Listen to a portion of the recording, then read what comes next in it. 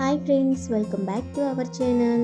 ఈ వీడియోలో మనం ఎంతో టేస్టీగా ఉండే పాలక్ పన్నీర్ కర్రీ ఎలా ప్రిపేర్ చేసుకోవాలో చూద్దాం. ఒక గిన్నెలో వాటర్ తీసుకొని వాటర్ వేడైన తర్వాత శుభ్రంగా కడిగి పెట్టుకున్న పాలకూరని వేసి 2-3 నిమిషాల పాటు కుక్ చేసుకొని పక్కన పెట్టుకోవాలి.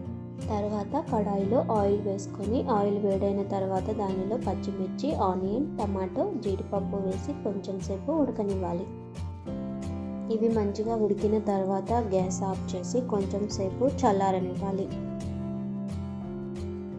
ఇప్పుడు వీటితో పాటు మనం ముందుగా బాయిల్ చేసి పెట్టుకున్న పాలకూరని వేసి మిక్సీ పట్టుకోవాలి.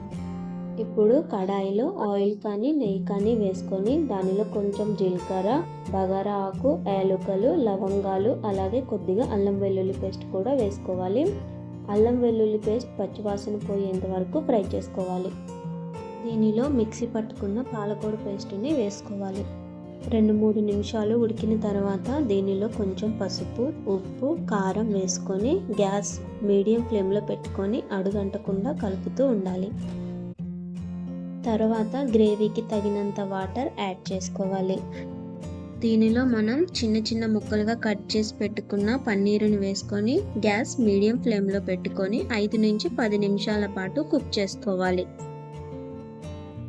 10 నిమిషాలు ఉడికిన తర్వాత దీనిలో ఫ్రెష్ క్రీమ్ కానీ బటర్ కానీ వేసుకొని గ్యాస్ ఆఫ్ చేసుకుంటే సరిపోతుంది.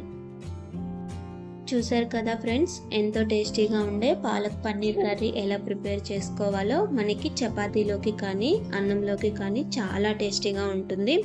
తప్పకుండా ఒకసారి ట్రై చేసి చూడండి. అలాగే ఈ వీడియో కనుక మీకు నచ్చినట్లయితే లైక్, షేర్, సబ్స్క్రైబ్ చేయండి.